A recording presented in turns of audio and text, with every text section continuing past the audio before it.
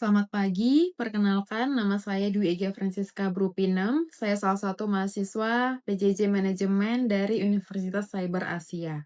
Hari ini saya akan menyampaikan analisis dan opini mengenai kondisi ekonomi Indonesia setelah melewati 7 bulan pertama di tahun 2026, yaitu mencakup pertumbuhan inflasi, nilai tukar rupiah, pasar saham, daya beli masyarakat, ketenaga kerjaan, hingga harga energi. Seluruh data yang saya sampaikan bersumber dari berita CNBC Indonesia Research dalam artikel berjudul 7 bulan sudah berlalu, begini rapot kondisi ekonomi Republik Indonesia yang terbit pada tanggal 31 Juli 2026. Seperti yang kita lihat pada slide ini, ringkasan indikator utama ekonomi Republik Indonesia. Sebelum masuk ke detail, mari kita lihat dulu gambaran besarnya. Ada 4 indikator inti yang menjadi sorotan.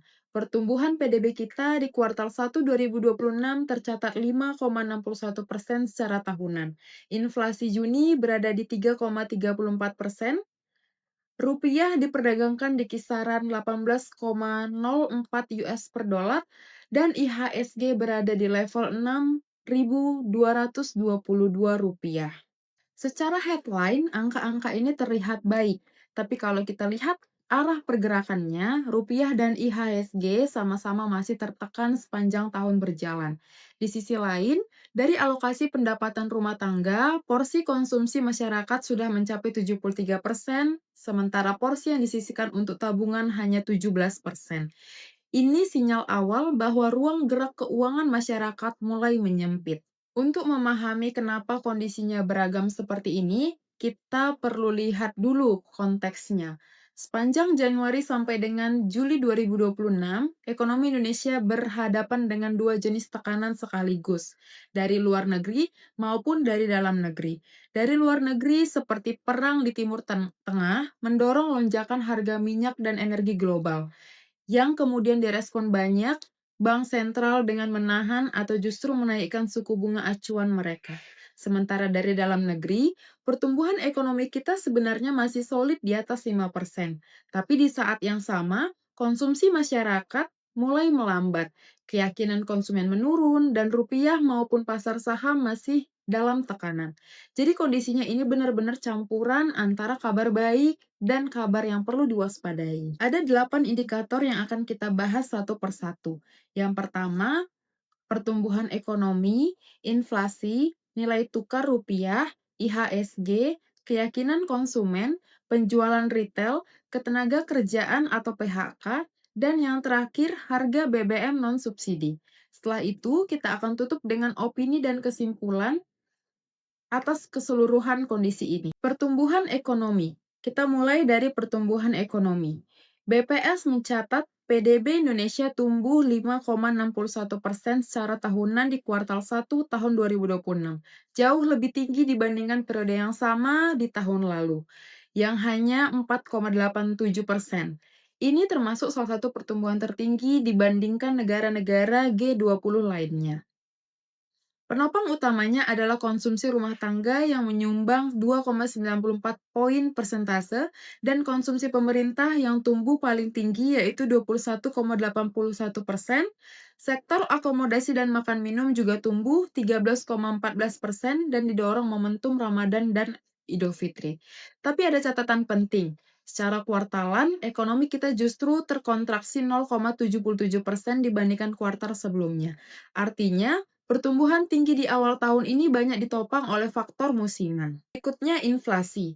Inflasi tahunan kita naik dari 3,08% di Mei menjadi 3,34% di Juni 2026. Ini masih dalam sasaran Bank Indonesia sebesar 2,5% plus minus 1%. Tetapi posisi sudah makin mendekati batas atas, yaitu 3,5%. Yang perlu diperhatikan, inflasi inti juga ikut naik menjadi 2,76% secara tahunan. Ini penting karena inflasi inti mencerminkan tekanan harga yang lebih persisten, bukan cuma dari komoditas yang mudah bergejolak seperti pangan atau energi, ke depannya juga kenaikan harga energi pelemahan rupiah dan biaya impor berpotensi terus menjaga tekanan harga di semester kedua ini. Seperti yang kita lihat pada slide berikut ini, sekarang kita masuk ke salah satu indikator yang paling banyak jadi sorotan akhir-akhir ini, yaitu nilai tukar rupiah. Di awal tahun, rupiah berada di posisi 16.670 per US dollar. Rupiah sempat menyentuh di titik terlemahnya sepanjang masa, yaitu 18.170 rupiah per dolar pada 8 Juni 2026, sebelum kemudian sedikit menguat ke posisi 18.040 pada akhir Juli. Secara keseluruhan, artinya rupiah masih terdepresiasi 8,22% sejak awal tahun. Yang menarik, menurut ekonom Core Indonesia, sekitar 60-70% tekanan terhadap rupiah ini berasal dari faktor domestik, bukan cuma faktor global. Bank Indonesia juga sendiri sudah menaikkan suku bunga acuan sebesar 100 basis poin sejak Mei, sehingga BI rate kini di 5,75%, ditambah lagi mundurnya Gubernur BI Peri Warjio di akhir Juli, menambah ketidakpastian arah kebijakan moneter ke depannya. Pasar saham juga mengalami perjalanan yang cukup berat. IHSG ditutup di level 8.646 pada akhir 2025, lalu anjlok ke titik terendahnya di 5.317 pada 8 Juni 2026. Setelah itu indeks mulai pulih dan mulai menguat 10,25% sepanjang Juli, berpotensi menjadi penguatan bulanan pertama sejak awal tahun. Namun, secara keseluruhan tahun berjalan, IHSG masih melemah sekitar 28,04%. Salah satu penyebabnya adalah MSCI, yang sempat membekukan perubahan indeks saham di Indonesia pada bulan Januari, karena mempertanyakan transparansi kepemilikan saham. Sampai Juni 2026, Indonesia masih dipertahankan sebagai emerging market, tetapi evaluasinya diperpanjang hingga November 2026 dengan resiko Indonesia turun status menjadi frontier market kalau perbaikan dinilai belum cukup. Sekarang kita bergeser ke sisi masyarakat. Indeks keyakinan konsumen turun dari 127,0 di Januari 2026 menjadi 117,8 di Juni 2026. Penurunan 9,2 poin sepanjang tahun berjalan. Indeks kondisi ekonomi saat ini dan indeks ekspektasi konsumen juga sama-sama menurun. Yang paling menarik perhatian kita sama-sama adalah porsi pendapatan masyarakat yang digunakan untuk konsumen naik sekitar 72,3% menjadi 73,0%. Sementara porsi yang disisihkan untuk tabungan justru turun 17,5% menjadi 17%. Meski indeks keyakinan konsumen masih di atas level 100, artinya masyarakat secara umum masih optimis. Tapi, ruang untuk menabung mulai menyempit dan itu adalah sinyal tekanan yang nyata di level rumah tangga. Konsumsi yang melambat ini juga terlihat jelas dari data penjualan eceran. Kalau di Januari 2026 penjualan retail masih tumbuh 5,7% secara tahunan, sejak April tren ini berbalik dari kontraksi turun 3,7% di April, 3,9% di Mei, dan Bank Indonesia memproyeksikan kontraksinya makin dalam menjadi 4,4% di Juni 2026. Ini indikasi konkret bahwa belanja masyarakat di lapangan benar-benar melambat, bukan cuma tergambar di angka survei keyakinan konsumen saja. Dari sisi ketenagakerjaan, Kementerian Ketenagakerjaan mencatat 32.389 pekerja terkena PHK di sepanjang Januari sampai dengan Juni 2026, bertambah sekitar 8.919 orang hanya dalam 1 bulan dibanding periode Januari sampai dengan Mei. Namun kalau dibandingkan dengan periode yang sama tahun lalu, yang mencapai 42.385 pekerja, angka ini sebenarnya turun 23,58%. Jawa Barat menjadi provinsi dengan jumlah PHK terbanyak, yaitu sekitar 20,77% dari total nasional. Jadi meski secara tahunan tren PHK membaik, kenaikan bulanan yang cukup tajam ini tetap perlu kita waspadai sebagai sinyal awal pelemahan sektor ini. Yang terakhir dari sisi indikator harga energi Pertamina. Harga energi Pertamina memang menurunkan sejumlah harga BBM non-subsidi pada 1 Juli 2026 setelah sempat naik tajam bulan sebelumnya. Tapi kalau dibandingkan dengan posisi akhir 2025, harga-harga ini masih jauh lebih tinggi. Misalnya Pertamina Dex naik 6.150 per liter dan Dexlite naik 5.000 per liter. Untungnya BBM bersubsidi seperti Pertalite dan solar tetap dijaga pemerintah di harga yang sama sepanjang tahun. Tapi bagi masyarakat dan pelaku usaha yang bergantung pada BBM non-subsidi, beban biaya ini jelas belum kembali normal. Melihat angka-angka tadi, bagaimana pendapat kita? Setelah melihat kedelapan indikator ini, izinkan saya menyampaikan pandangan saya.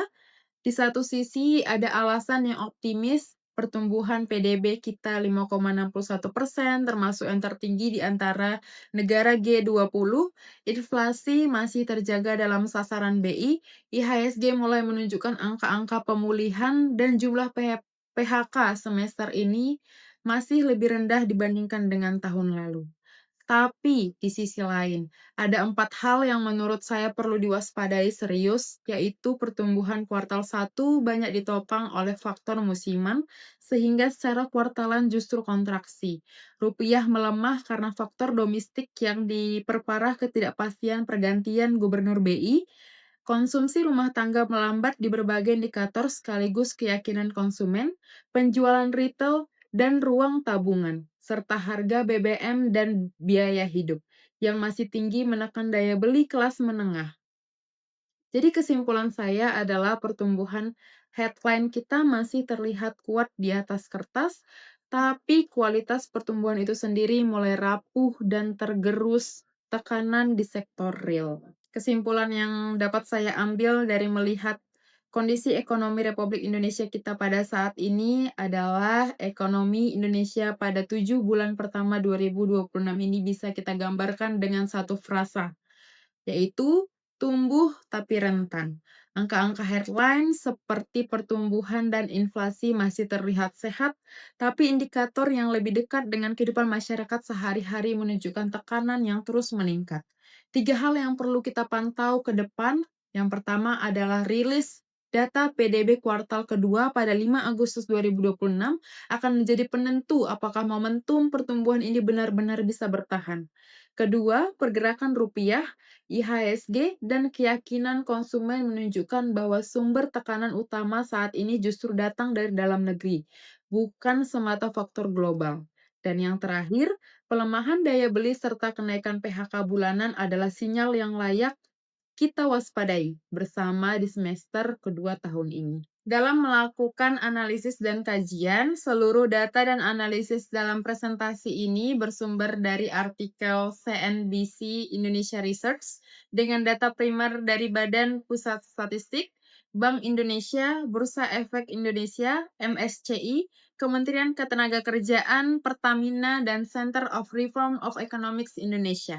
Demikian pemaparan saya mengenai rapor kondisi ekonomi Indonesia setelah 7 bulan pertama tahun 2026 untuk memenuhi ujian akhir semester mata kuliah perekonomian Indonesia.